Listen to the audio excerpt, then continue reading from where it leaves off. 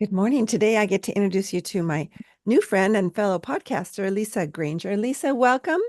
Um, Lisa is Thank the you. host of, you're welcome, host of a Woman's Heart podcast, as well as a radio show, which I'm curious. I know that my listeners be curious about that. So welcome, and please tell us a little bit about yourself and your family and where you're from. Oh, okay. Well, yes, as you mentioned, I am Lisa Granger. I live in Williamsburg, Virginia now, and I have since my college sweetheart brought me up here. We are just about to celebrate our 32nd anniversary. We have three grown children that have launched, and amazingly enough, I may have some people get very upset with me, but all three of my grown children are living in town. Oh, wow. So yes, we get to see them on a somewhat regular basis. Two of them work with us, and one just got her master's. So we have the three grown children and all of their significant others in town, along with our two fur babies and our two grand dogs. Oh, So it's wow. quite the crowd when we Yeah. all get together. So Well, it's what a a lot of blessing fun. to have them close by. Yes, it Yeah. is. It As really you know, is. It's a I have huge one in New blessing. York, one in Chicago, one in LA. So, um, So you get to travel to all parts of the I guess country. I can look at it as I get to travel to all those places. Tell me and tell us, how did a Woman's Heart radio show come about? Well, it started out, my husband owned the radio station years ago. That was my first job when we first got married. My father-in-law had the station and somebody went on vacation and they needed somebody to fill in. And Wow. I ended up being there for about 2 years. But then we started having children. I wanted to do, some other things. So I left Wait a minute. and I have a question. yeah. How do you just fill in? Like you just started talking? Well, yeah, they said so and so's on vacation. We need somebody to fill in. And I'm like, I've never done this. And they're like, we'll show you what buttons to push. And I'm like, okay. But I mean, So were you talking or were you doing tech? I was doing well, a little bit of both. It's a Oh, small market radio station. So it's okay. not like on the radio, like it's not like Frasier, where you have the person in the booth pushing all the buttons and then the one person, all they do is sit there and talk. Okay. I ran the board and I talked. And this was back in the days when we had cassette players. Oh, So to cue up a song, I had to eject the tape, stick a pencil in it, and rewind it, and then put it back in. wow. So yeah, radio and broadcasting has come a long way. Hmm. And when our children launched, my husband had somebody else running the radio station, and they had an amazing opportunity came along. And so my husband called me and said, you've kind of, I've had you helping out here and there. I need you to come in right now and learn everything. I'm like, Wow. okay. So I came in and was helping out at the station. We have some other people doing most of the admin work now. And he said he knew that I wanted to write and speak. So there Hmm. was time on Sunday morning. So how about if I took a half-hour slot and I could play some contemporary Christian music and talk as much as I wanted? And that's how it kind of got started. Hmm. I started out playing music and talking, about the song or what was on my heart. And it kind of grew from there until I had a conversation with a friend and I went, I really like this. Hmm. I really like the conversation. So I started doing more of those. We put it on the website, on the radio station. But then I also knew that chances are most people listen to podcasts on their Hmm. phone. That's what I do. So I wanted to release it as a podcast as well. And with our involvement with the Virginia Association of Broadcasters, I connected to some other small market radio stations. And so the show is now on three stations in Virginia and a podcast. So Wow. it's growing. And maybe you could give me the link to the radio show for people who are local to your area so Yes. that they could find it. And is it Mhm. live? Is the radio show live? No, it is Okay. pre-recorded. Okay. Most of it now is all interviews and conversation because once it went to other stations and a podcast, I was not going to play music anymore. Is Sure. if it was only on our station, our music license covers it, but I was not going to get into Oh, music licensing and all of that. That's mhm. another whole realm Bugaboo. of paperwork and fees Right. and stuff. So I And wasn't you going to were do it. so gracious to invite me to be on your show. So that'll be coming. Well, it's Yes, that'll probably be coming already up. by the time this is published, it's already happened, but maybe I could also have the Hmm. link to that and we'll put it on show Yeah. notes. in case people missed it. And thank you, Lisa, for that. Oh, you're very welcome. I love the title, A Woman's Heart. How did you come up with that?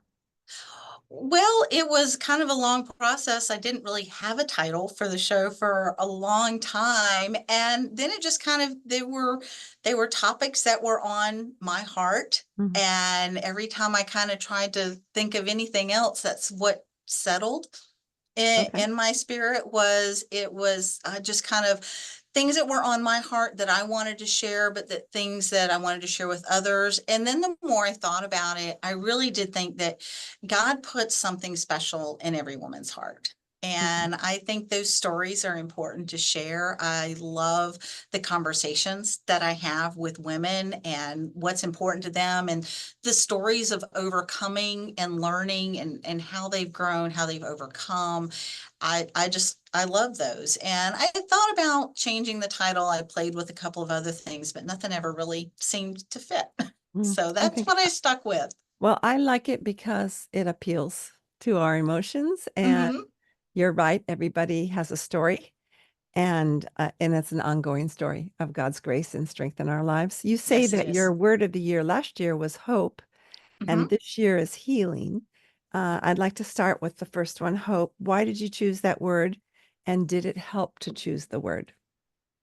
Yes, it did. And that was one of those, I thought I had a whole list of words, and I am one of these overcoming perfectionists. And I finally had to just kind of go, okay, well, they're all good. None of them are bad. Let's just pick one.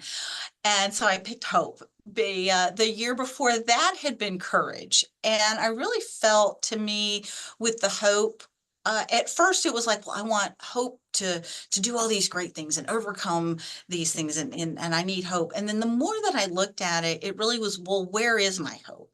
Ah. And is my hope in having my to-do list done? Is my hope in accomplishing a certain goal? Or is my hope really and truly in Jesus and what he wants, and what he's going to do in me?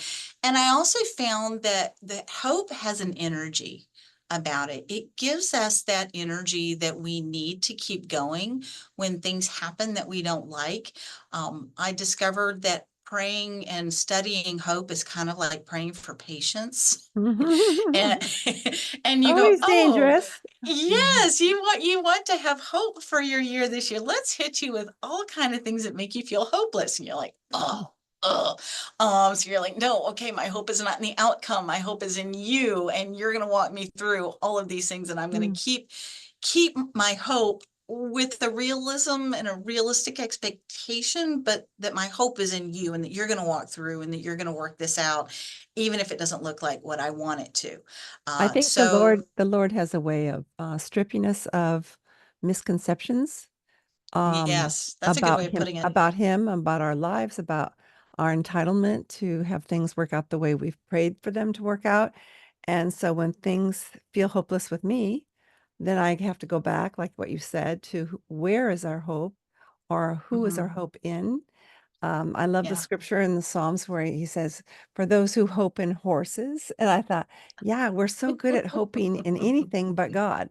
And Yes. our horses may be our talents, our God-given talents. Our horses might be our children, or our successes in ministry. And so when things feel hopeless, they are never hopeless, but when they feel hopeless, and the reason they're never hopeless, I know you know this, is because our hope is in God, but we don't always feel that Yes. hope.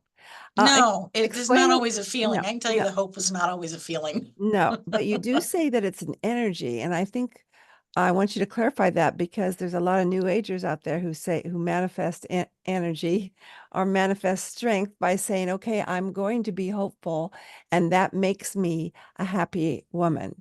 Can you explain a little bit I kind of know what you mean, I think, but what do you mean by hope gives you energy?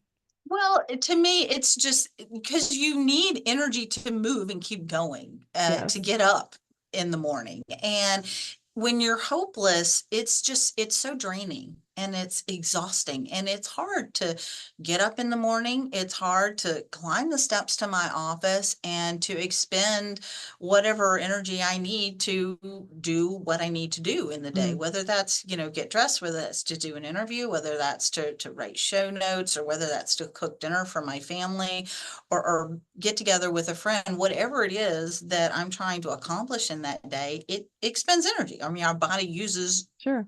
energy. And when you're hopeless, you just don't have any. Mm, To me, it's exhausting. It's very draining, and I don't want to do anything but just sit there or lay in bed. So that's kind of what I mean by the hope gives you the energy to, like, okay, I'm going to get up. I'm going to do this. I'm going to try this. I'm going to learn this. I'm going to finish this up. Whatever it is that I'm going to go do. can we differentiate, or would you like to differentiate between hope and faith? Hmm. Hope is, I haven't really thought about the difference between the hope and the faith. I probably had more written down while I was into the hope, but I think the faith is kind of a belief, and they're very closely related, I agree. and that you have to have faith in order to have hope. But the hope kind of fuels that faith as well. It that I would say that it fuels the faith, in that you have the hope to have faith in something. Hmm. Yeah, hope fuels our faith. And the reason that we can have hope is because we believe in who God said he is. Hmm. Um, I like to say that if we had a more accurate view of who God was and who we are, that most of the world's ills would be mitigated, at least somewhat, because we realize God is in control, even in a year of politics. God is in control, even if we have cancer. God is in Yes. control, even if our kids are not walking close to God. And so knowing that gives us hope and it strengthens our faith. Yes. Um, why did you feel hopeless that year, and why did you was your hope in your to-do list and then you realized, oh, I needed my hope to be in God, or what, was there something in particular part of your story? Yeah, there were things that were going on, with some relationships that were difficult, and that can always be very draining. And you just kind of go, "Oh, this is never going to change. This is never going to change. They're never going to change." And that can be very difficult. And it was like, well, is that where your hope is? Is your hope in somebody else doing something, which I can't change anyone else. I can only change myself. Or there were times when I'm going, oh man, I'm never going to change. Right. And I'm I was going to always say, I going to don't do a struggle with very good this. job of doing that either. So I know I can't change other people, but I've at least learned that I can't change other people like what you say. But I'm still learning Yes, how it's difficult to change myself. What gives yes. you the most hope when you feel like God is silent and not answering your prayers? I would say sitting down and being quiet. I like music.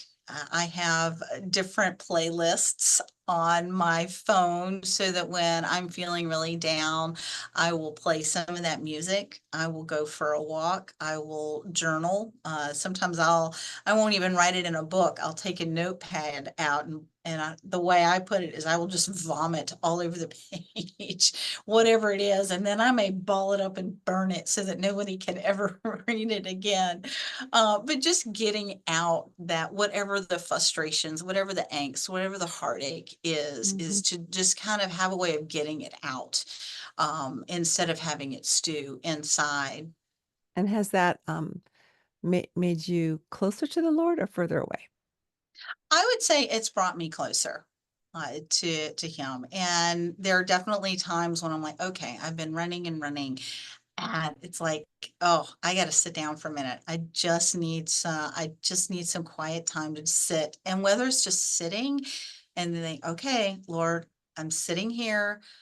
I don't even know what to, you know what's going on. You know all these situations. You know what's burdening me, what's upsetting me, what I wish was different, and how do I deal with this?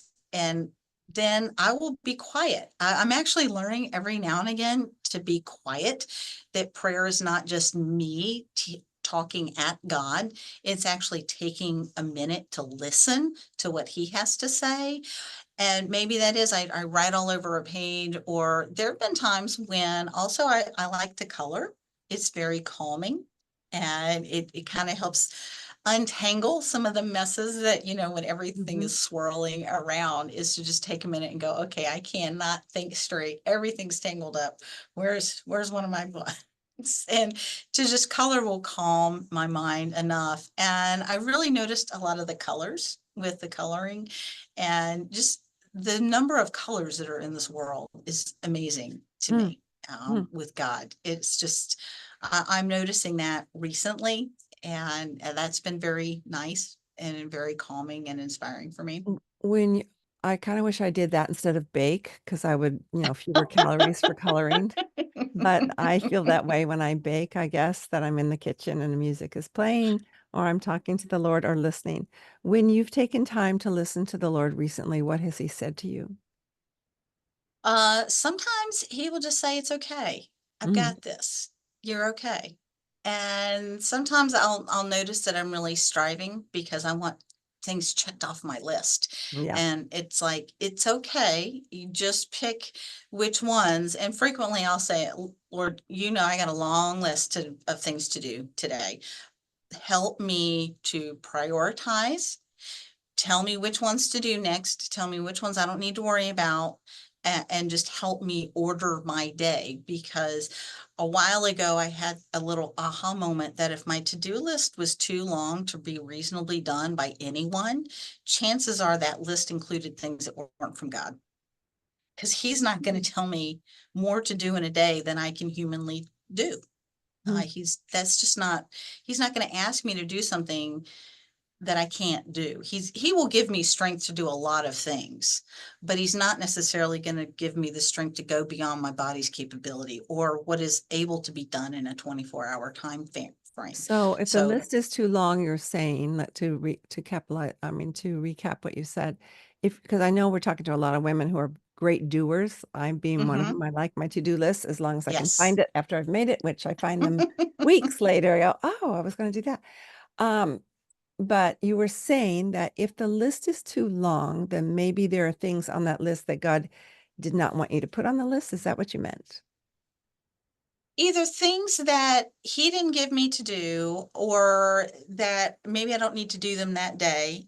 And they may be what other people's expectations are. They may not Oh, they may not be from God. Some of those things on my to-do list, I think at times are my expectations of what I want to get done. mm-hmm, And sometimes I can also be expectations from other people mm, that have been added onto my list because I'm trying to make everybody happy. And so I put that on my list to try to make somebody else happy. mm-hmm, And so, yeah, I don't think necessarily everything on my list is from him mm. that goes on my list. I sell these little notepads that are to-do lists. They say to do, and the first one, number one, is relate well with God. Number two is everything else. So then you just have a space to fill in the rest. And I have a dear mentor friend who said, but she would make these big to-do lists and then offer them to the Lord every morning.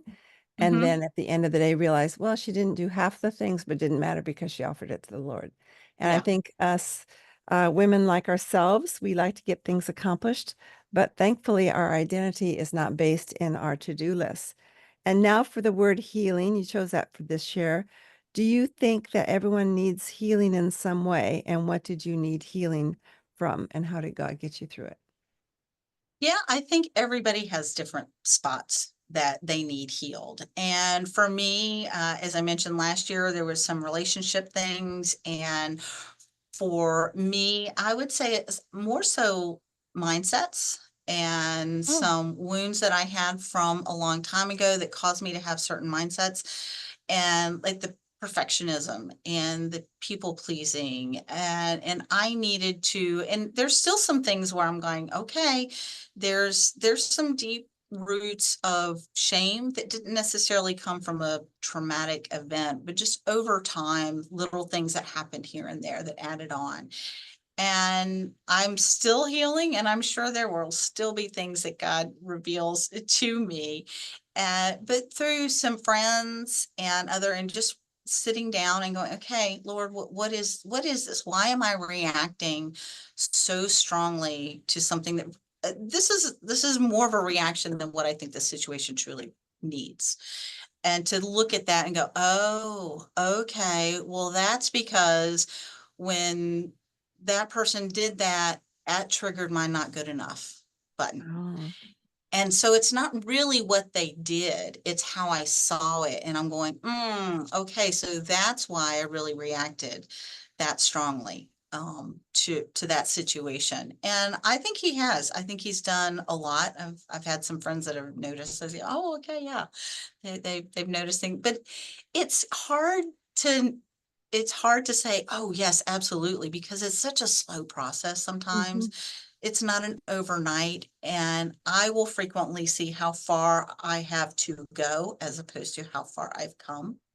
But I have noticed that a long time ago, I learned a phrase, it's called BBA, and it's called bounce back ability.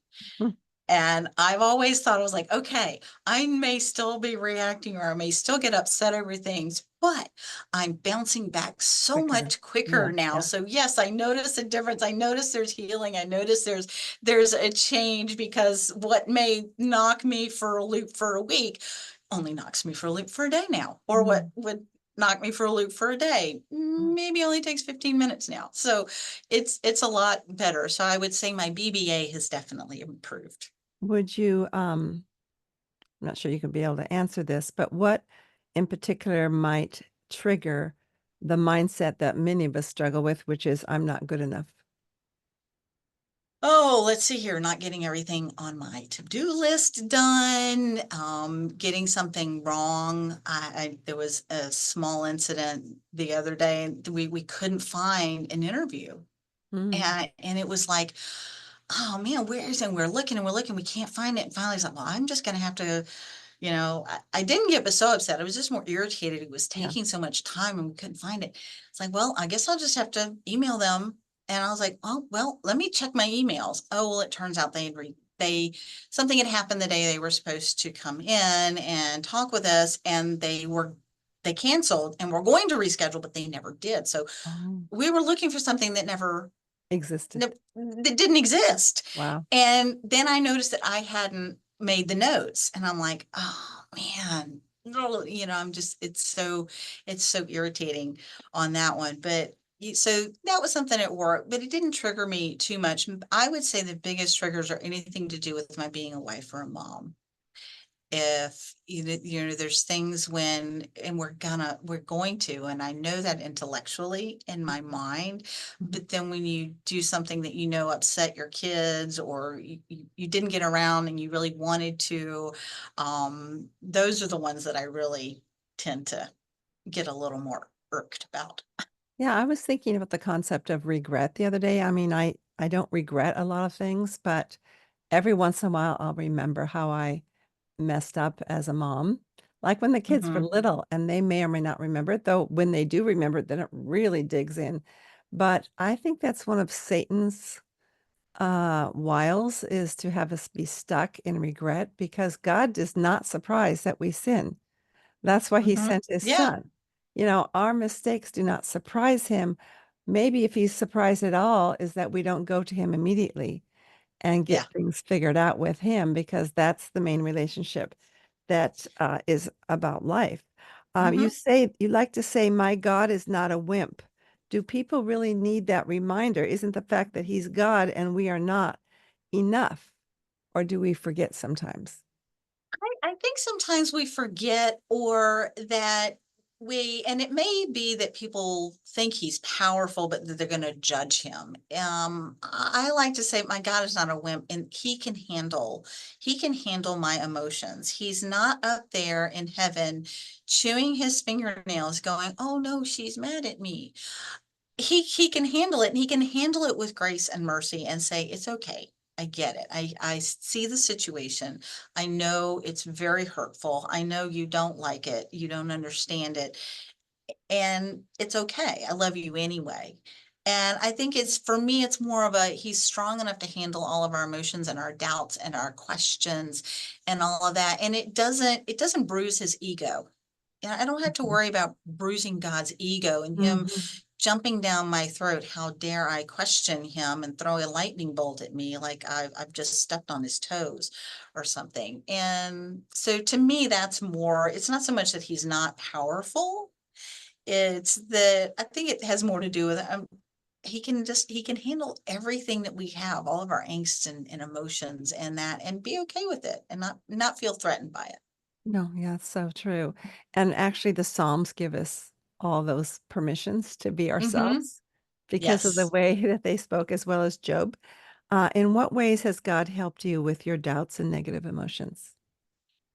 I think he's helped me by not throwing a lightning bolt at me for questioning him. It just I remember going through a season after I had a 10-year-old cousin who had been my flower girl, who was killed in a car accident. And I really, really went through a crisis of faith. And for me, really just being angry and questioning him and still searching, I do remember writing in my journal that she was too good for her death to be in vain. And that's where I really kind of had this concept of he's not a wimp. He can handle it.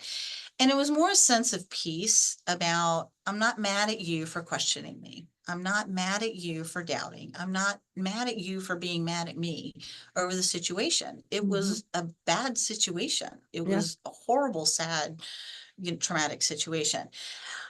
And so it was more of a just sitting back and like working through it and then reading different books where, there really is some pretty good hard scientific evidence and lots of evidence that he is God and he is who he says he is.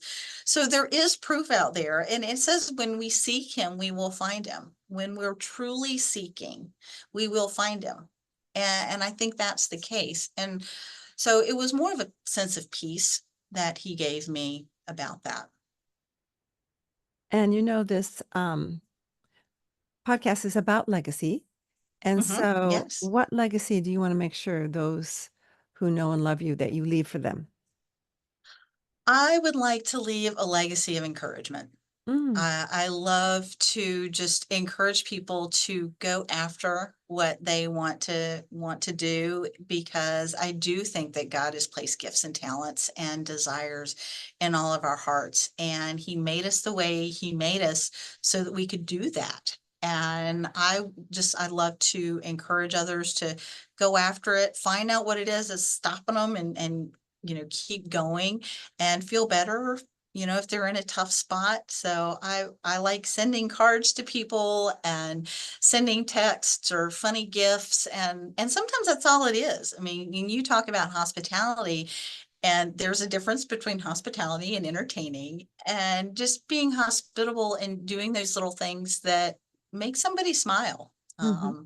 Well, it And they sounds don't like have to you be big. you if you ever want another career, like you don't really need one, is is to become a life coach. Because I asked the first time I talked to a life coach, I go, so what's the difference between a life coach and a therapist? And she said, well, a life coach helps you reach what you already feel like you want to do, whereas a Mm, lot more healing is involved, healing of wounds is involved with therapy so that you can go on yes, and do what you're designed to do. So they're yes. equal, but not really. And they're distant from each other, but they have overlaps. And what you're just saying is to be an encouragement to those to maybe discover their gifts and maybe own them and embrace them and Mhm. then live out the design that God has for them to do. And you already mentioned a few things. How are you doing that right now? You probably do it with your radio show and your Yeah, I podcast. do. I do it with my podcast. I mentioned, I'll send cards to people. I'll drop off flowers or do something like that. I know there was a friend of mine that she kept coming to my mind and I go like, oh, I really should call her. And I think probably everybody has that moment where you think of somebody and go, oh, yeah, I want to contact them. And then you get busy, you get sidetracked, and then you don't do it. And oh, yeah, I need to, but it's Mhm. 11 o'clock at night. That's not the right time to do it. Well, Right. she kept coming to my mind, and I kept thinking, oh, man, I need to call her. And then one day I checked my email and found out she passed away the day before. Oh She'd been boy. battling breast cancer, and I had no idea that it had come back as badly as it Mm, had. And I was devastated sure. that I didn't really have a chance to do that. And one of the things that I really wanted to take from that was I don't want that to happen again. Mm. So if someone comes to my mind, maybe I send them a card, maybe I just shoot them a text. Maybe I do call them, maybe I drop something off, but, and certainly it doesn't happen all the time. No. I don't necessarily get to it all the time, but more often than not, I try to listen to that little voice of, hey, call them, reach out, do something. Yeah, and I think that the more I listen to the Holy Spirit and work on what he's just said, um, the more I'll be able to hear him clearly, more clearly the next time. Hmm. Because I think we Yeah. can deafen his voice just by our disobedience. And it's Yes. helped me to have a little cute tote bag right by my quiet time chair filled with note cards so that when somebody comes to mind, I'm had it on my to-do list for a week and a half to write two of our pastors just a note of encouragement. One had even mentioned it was really nice to get a card in the mail, not just an email. Bills. So, or just an email from somebody. Yeah. There Yeah. is a difference, as That's you true. know, Oh, because you're there is a big difference. and also stamps are so high these days. So, Yeah.